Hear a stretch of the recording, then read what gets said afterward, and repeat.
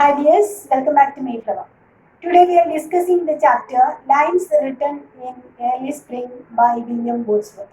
It's a poem written by the famous romantic poet William Wordsworth. He is known as the nature poet of England. പ്രകൃതി കവി എന്നാണ് അദ്ദേഹത്തെ അറിയപ്പെടുന്നത്. William വേർഡ്സ്വർത്തിന്റെ lines written in early spring എന്ന കവിതയാണ് നമ്മൾ ഇന്ന് ചർച്ച ചെയ്യുന്നത്. ഹിയർ ദ പോം നമുക്കറിയാം സ്പ്രിംഗ് സീസന്റെ പ്രത്യേകത it is A season of vitality and flowers. പൂക്കളും ചെടികളിൽ നിറയെ പൂക്കൾ അതേപോലെ പൂമുട്ടുകളൊക്കെ ഉള്ള ഒരു കാലഘട്ടമാണ്, ഒരു സീസണാണ് സ്പ്രിംഗ് സീസൺ. അതോടൊപ്പം തന്നെ പ്രകൃതിയിൽ ഈ പൂന്തേൻ കുടിക്കാൻ വരുന്ന പൂത്തുമ്പികളും അതേപോലെ തന്നെ പൂമ്പാറ്റകളും ഒക്കെ ആയിട്ടൊരു വൈറ്റാലിറ്റി അല്ലെങ്കിൽ ഒരു വൈബുള്ള ഒരു കാലഘട്ടമാണ്, ഒരു സീസണാണ് സ്പ്രിംഗ് സീസൺ. ഈ സീസണിന്റെ പശ്ചാത്തലത്തിൽ അദ്ദേഹം എഴുതിയ കവിതയാണ് lines written in early spring. His famous works are the Prelude, Tintern Abbey lines, daffodils etcetera. അദ്ദേഹത്തിന്റെ പ്രശസ്തങ്ങളായ കവിതകൾ പ്രെല്യൂഡ്, അതേപോലെ തന്നെ ടിൻഡേഡ് അബി ലൈൻസ്, ഡാഫഡിൽസ് തുടങ്ങിയവ അദ്ദേഹത്തിന്റെ പ്രശസ്തങ്ങളായ കവിതകളാണ്. And here the poem pictures the beauty of spring season. Spring സീസന്റെ സൗന്ദര്യമാണ് അദ്ദേഹം ഈ കവിതയിലൂടെ പിക്ചറൈസ് ചെയ്യുന്നത്. And he finds joy and pleasure in the beautiful scenes of nature. പ്രകൃതിയിലെ ഈ മനോഹരമായ സൗന്ദര്യത്തിൽ അദ്ദേഹം സന്തോഷം കണ്ടെത്തുന്നു. ആ ഒരു സന്തോഷമാണ്. അതോടൊപ്പം തന്നെ അദ്ദേഹത്തിന് ചില വിഷമങ്ങൾ, സങ്കടങ്ങൾ അദ്ദേഹം പറയുന്നുണ്ട്. അതൊക്കെയാണ് ഈ കവിതയിൽ പ്രധാനമായിട്ട് വരുന്നത്. Then we can move on to the poem. Lines written in early spring by William Wordsworth. I heard 1,000 blended notes while in a grove I sat reclined. In what sweet mood when pleasure thoughts bring sad thoughts to the mind. First stanza. This poem is written in 6 stanzas having 4 lines in each stanzas. And the rhyme scheme is A-B-A-B. A-B rhyme സ്കീമാണ്. അതേപോലെ 6 stanza ഉണ്ട്. ഒരു സ്റ്റാൻസയിൽ 4 വരിയാണ് ഈ കവിതയിൽ ഉള്ളത്. And I heard 1,000 blended notes. കവിത തുടങ്ങുമ്പോൾ ഫസ്റ്റ് ലൈൻ തന്നെ പറയുന്നു ഐ ഹേർഡ്, ഞാൻ കേട്ടു. എന്താ കേട്ടത്? 1,000 blended notes. Blended means mixed notes. ഒരു കുറേ മിക്സഡ് നോട്ട്സ് ഞാൻ കേട്ടു. മിക്സഡ് നോട്ട്സ് മീൻസ് നോട്ട്സ് എന്നുള്ള ഉദ്ദേശിക്കുന്നത് മ്യൂസിക്കൽ നോട്ട്സ് ആണ്. സംഗീത സ്വരങ്ങൾ ഞാൻ കേട്ടു. ധാരാളം, അപ്പോൾ ആയിരക്കണക്കിന്. It is an exaggeration. Here we can see the figure of speech hyperbole. Hyperbole എന്ന ഫിഗർ ഓഫ് സ്പീച്ച് നമുക്ക് കാണാൻ സാധിക്കും. Hyperbole means it is an exaggeration.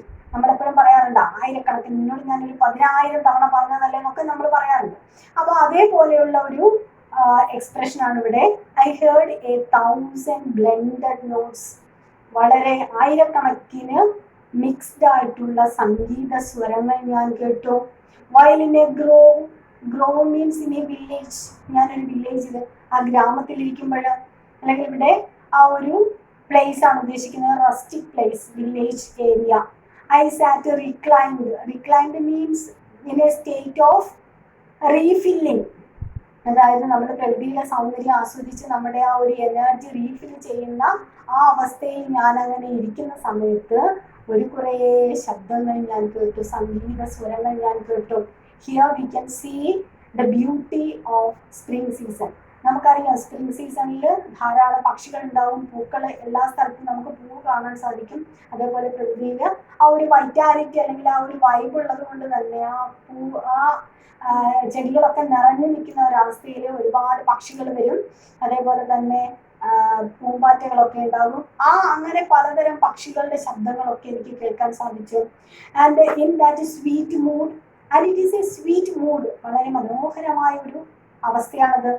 When pleasant thoughts bring sad thoughts to the mind. ഈ ഒരു സന്തോഷകരമായ അവസ്ഥയിൽ I feel or in my mind there comes sad thoughts. ഞാൻ അങ്ങനെ സന്തോഷപ്രദമായ ഈ ഒരു അവസ്ഥ, ബാക്ക്ഗ്രൗണ്ട് എൻ്റെ സന്തോഷപ്രദമായ അവസ്ഥയിലാണെങ്കിലും എൻ്റെ മനസ്സിലേക്ക് ചില സങ്കടങ്ങൾ വന്നു, ചില വിഷമിപ്പിക്കുന്ന ചിന്തകൾ വന്നു. To her fair works did nature link the human soul that through me ran, and much it grieved my heart to think what man has made of man. അടുത്ത സ്റ്റാൻസയിൽ പറയുന്നു To her fair works did nature link nature linked through these fair works. ഈ പ്രകൃതിയിലെ പ്രതിഭാസങ്ങളിലൂടെ the nature is connected to man. ഈ പ്രകൃതിയിലുള്ള ഈ ശബ്ദങ്ങൾ, അതേപോലെ മനോഹരമായ ഈ കാഴ്ചകൾ, ഇതിലൂടെയൊക്കെ the nature is closely connected to man. മനുഷ്യനുമായിട്ട്, പ്രകൃതിയും മനുഷ്യനും തമ്മിലുള്ള അഭേദ്യമായ ബന്ധമാണ് ഇവിടെ പറയുന്നത്. The human soul that through me there exists nature. എന്നിലൂടെ പ്രകൃതി നിലനിൽക്കുന്നത്, അതായത് പ്രകൃതിയും മനുഷ്യന്റെ മനസ്സും തമ്മിലുള്ള ആ ഒരു ബന്ധമാണ് ഇവിടെ പറയുന്നത്. And much it grieved my heart to think. പക്ഷേ ആ പ്രകൃതിയും മനുഷ്യനും തമ്മിലുള്ള അഭേദ്യമായ ബന്ധമുണ്ടെങ്കിലും much it grieve means sad, bring sad thoughts. എന്നെ വേദനിപ്പിച്ചു. എന്താണ്? My heart to think what man has made of man. മനുഷ്യനും തമ്മിൽ, അല്ലെങ്കിൽ മനുഷ്യൻ പ്രകൃതിയോട് ചെയ്യുന്ന ക്രൂരതകൾ, മനുഷ്യനും തമ്മിൽ, അതായത് ഹ്യൂമാനിറ്റി തമ്മിലും ഒരു ബന്ധമില്ലാത്ത അവസ്ഥയാണ്. അതേപോലെ മനുഷ്യനും പ്രകൃതിയും തമ്മിലും ആ ഒരു ബന്ധം നിലനിർത്താത്ത അവസ്ഥ. മനുഷ്യൻ ഒരുപാട് പ്രകൃതിയെ ദ്രോഹിക്കുന്നു, അതേപോലെ മനുഷ്യനെ തന്നെ ദ്രോഹിക്കുന്ന ഈ ഒരു കാലഘട്ടത്തിൽ ഈ ഒരു ചിന്ത എന്നെ വല്ലാതെ വേദനിപ്പിക്കുന്നു. ആൻഡ് ത്രൂ, ഇവിടെ നമുക്ക് പേഴ്സോണിഫിക്കേഷൻ കാണാൻ സാധിക്കും. Here in this stanza, in her fair works എന്നാണ്. ഇൻ ഹെർ ഫെയർ വർക്ക്സ്, ഇവിടെ ഹെർ എന്നുള്ളത് the nature is regarded as a lady or a woman, ഒരു സ്ത്രീയായിട്ട് പ്രകൃതിയെ സങ്കല്പിച്ചിരിക്കുന്നു. So here we can see personification. ഇവിടെ ഉപയോഗിച്ചിരിക്കുന്ന ഫിഗർ ഓഫ് സ്പീച്ച് പേഴ്സോണിഫിക്കേഷൻ ആണ്. Personification means attributing human qualities to inanimate objects. അചേതനമായ വസ്തുക്കൾക്ക് മനുഷ്യന്റെ ഗുണങ്ങൾ ആട്രിബ്യൂട്ട് ചെയ്യുന്നതിനെയാണ് പേഴ്സോണിഫിക്കേഷൻ എന്ന് പറയുന്നത്. Then next stanza, through primrose tufts in the green bower, the periwinkle trailed its wreaths, and it's my faith that every flower enjoys the air it breathes. ഇനി അടുത്ത സ്റ്റാൻസയിൽ പറയുന്നു, through primrose tufts. Primrose, ചെറിയ റോസാ ചെടികൾ, പണ്ടത്തെ പ്രിംറോസസ്, ചെറിയ rose, മൊട്ട് rose എന്നൊക്കെ നമ്മൾ പറയുന്ന റോസാ ചെടി. In that green bowel means അതിൻ്റെ ആ റോസിന്റെ തണ്ടിൽ, ആ പ്രിംറോസിന്റെ തണ്ടിൽ, കുട്ടത്തോടെയുള്ള പ്രിംറോസ് എന്ന് പറയുന്നത് നമ്മളുടെ കൂട്ടത്തോടെ മുട്ട റോസ് എന്ന് നമ്മൾ പറയുന്ന സാധനമാണ്. ഒരു കൊലയിൽ ഒരു കുറേ പൂവ് നിൽക്കുന്ന റോസ് അല്ല അത്, പ്രിംറോസ് എന്ന് പറയുന്ന ചെടി. അതിന്റെ തണ്ടിൽ, ആ പ്രിംറോസിൽ the periwinkle trailed wreaths. Periwinkle, അത് ആ ഒരു കൊലയില് ഒരു കുറെ പൂവുണ്ടാവും, ആ അതിന്റെ മനോഹാരിത. ആൻഡ് ഇറ്റ്സ് മൈ ഫെയ്ത്ത്, ഇതെന്റെ വിശ്വാസമാണ്. എന്താണ്? That every flower enjoys the air it breathes. ആ കൊലയിലെ ഓരോ പൂവും അതിന് കിട്ടുന്ന ശ്വാസം അത് ആസ്വദിച്ചിരിക്കാം. The air it breathes. All the plants and trees have life and they enjoy the air that they take in. അവ ശ്വസിക്കുന്ന വായു, ഈ പ്രകൃതിയിലെ മരങ്ങളും ചെടികളും ഒക്കെ ജീവനുള്ളതാണ്.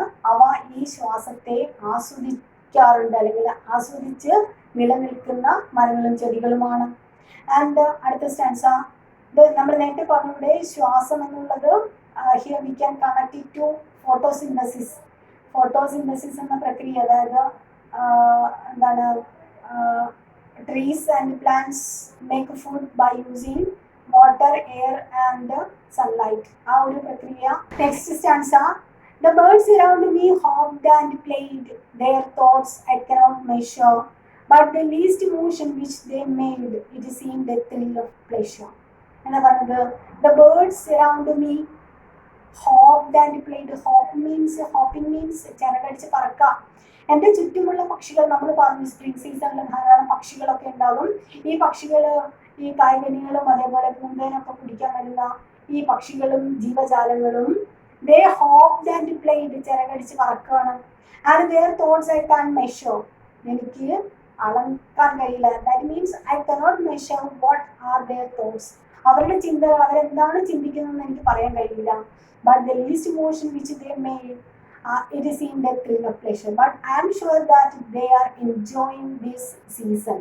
എനിക്ക് ഉറപ്പാണ്, എനിക്ക് അവരെത്രത്തോളം ചിന്തിക്കുന്നു, അവരെന്താണ് ചിന്തിക്കുന്നു എന്ന് പറയാൻ പറ്റില്ല. പക്ഷെ എനിക്കൊന്നും ഉറപ്പാണ്, they are enjoying the season. ഈ പ്രകൃതി അല്ലെങ്കിൽ ഈ ഒരു സീസൺ അവർ ആസ്വദിക്കുകയാണ് എന്ന് എനിക്ക് ഉറപ്പായിട്ട് പറയാൻ പറ്റും. Next stanza. The budding twigs spread out their fan to catch the breezy air, and I must think, do all I can, and there was pleasure there. ഇനി എന്താണ് the budding twigs? Budding means പൂമുട്ടുള്ള ആ തണ്ടുകൾ, ആ ശിഖരങ്ങൾ, spread out their fans, അവരുടെ ഇതളുകൾ, ദളങ്ങൾ തുറക്കാൻ തുടങ്ങി. To catch the breezy air, ആ അന്തരീക്ഷത്തിലെ മനോഹരമായിട്ടുള്ള ആ ഒരു വായുവിനെ സ്വീകരിക്കാൻ വേണ്ടിയിട്ട് മൊട്ടുകൾ മെല്ലനെ വിടരാൻ തുടങ്ങി. And I must think, do all I can, and I think I can do everything to nature, എനിക്ക് ചെയ്യാൻ കഴിയുന്നതെല്ലാം, ഇവിടെ ദ്രോഹങ്ങളല്ല, എനിക്ക് ചെയ്യാൻ പറ്റുന്ന എല്ലാ സഹായവും ഞാൻ പ്രകൃതിക്ക് ചെയ്തു കൊടുക്കും. That there was pleasure there. കാരണം എന്താണ്? Why seeing this environment or why seeing this atmosphere or this nature I can feel pleasure, എനിക്ക് സന്തോഷം കിട്ടാറുണ്ട്. സോ ഈ പ്രകൃതിയെ ഞാൻ നിലനിർത്തും എന്നാണ് അദ്ദേഹം പറയുന്നത്. And if this belief from heaven be sent, if such a nature's holy plan, have I not a reason to lament what man has made of man? പിന്നീട് അദ്ദേഹം പറയുന്നു, in this belief from heaven be sent, I think that this is the gift from God. സ്വർഗത്തിൽ നിന്ന് വന്നതാണ് means സ്വർഗം അല്ലെങ്കിൽ ദൈവം തന്ന ഒരു ഗിഫ്റ്റാണ് ഈ പ്രകൃതി. നേച്ചർ ഈസ് എ ഗിഫ്റ്റ് എന്ന് അദ്ദേഹം പറയുന്നുണ്ട്. വേർഡ്സ്വർത്ത് പറഞ്ഞതാണ് നേച്ചർ ഈസ് എ ഗിഫ്റ്റ്. അതേപോലെ nature is my mother, sister and guide. അദ്ദേഹത്തിൻ്റെ വാക്കുകളാണ്. പ്രകൃതി എൻ്റെ അമ്മയാണ്, സഹോദരിയാണ്, വഴികാട്ടിയാണ്, അങ്ങനെയൊക്കെ പറഞ്ഞ് അദ്ദേഹം പറയുന്നു it is A gift from God. ദൈവത്തിൽ നിന്ന് വന്നതാണ് അല്ലെങ്കിൽ ദൈവം തന്നതാണ് എന്ന് ആ ഒരു വിശ്വാസമാണ്. And if such be nature's holy plan, this is the plan of God. ദൈവത്തിൻ്റെ പ്ലാനിൽ ഉണ്ടാക്കിയ ഒരു പറുദീസയാണ്, പാരഡൈസ് ആണ് ഈ ഭൂമി. And have I not reason to lament, so I have no reason to lament. ഞാനിത് ഇങ്ങനെ സങ്കടപ്പെടേണ്ട കാര്യമില്ല, കാരണം ഇറ്റ് ഈസ് ഗോഡ്സ് ഡിസിഷൻ, ദൈവത്തിൻ്റെ തീരുമാനമാണ്. അതുകൊണ്ട് എനിക്കിത് സങ്കടപ്പെടേണ്ട കാര്യമില്ല. എന്താണ്? What man has made of man.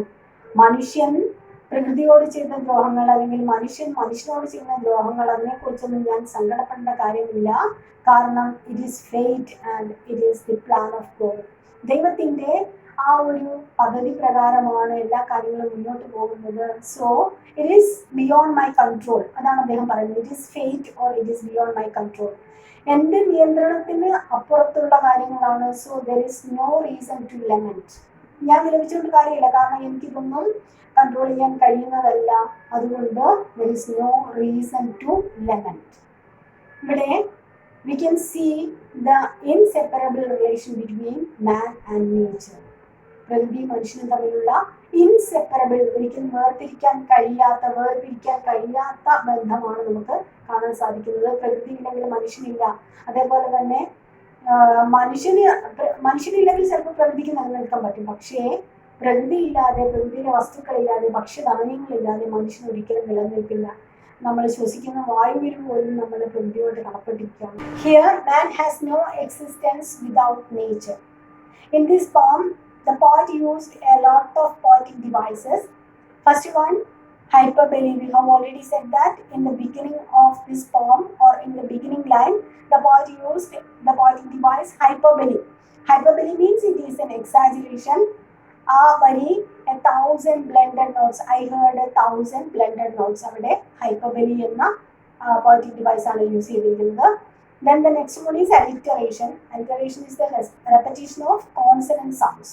Consonant sounds repeat ചെയ്ത് വരുന്നതിനെയാണ് alliteration എന്ന് പറയുന്നത്. Example, what man has made of man. Here m sound is repeating. What man has made of man. Next one, personification. We have already said personification is a figure of speech in which human qualities are attributed to inanimate objects. മനുഷ്യ ഗുണങ്ങൾ inanimate ആയിട്ടുള്ള വസ്തുക്കൾക്ക് attribute ചെയ്യുന്നതിനാണ് personification എന്നറിയപ്പെടുന്നത്. Example, to her fair works did nature link. Here her എന്ന വാക്കിൽ ഉപയോഗിച്ചതിലൂടെ nature is regarded or nature is treated as a movement. These are the main points. Hope you enjoyed it. Thank you.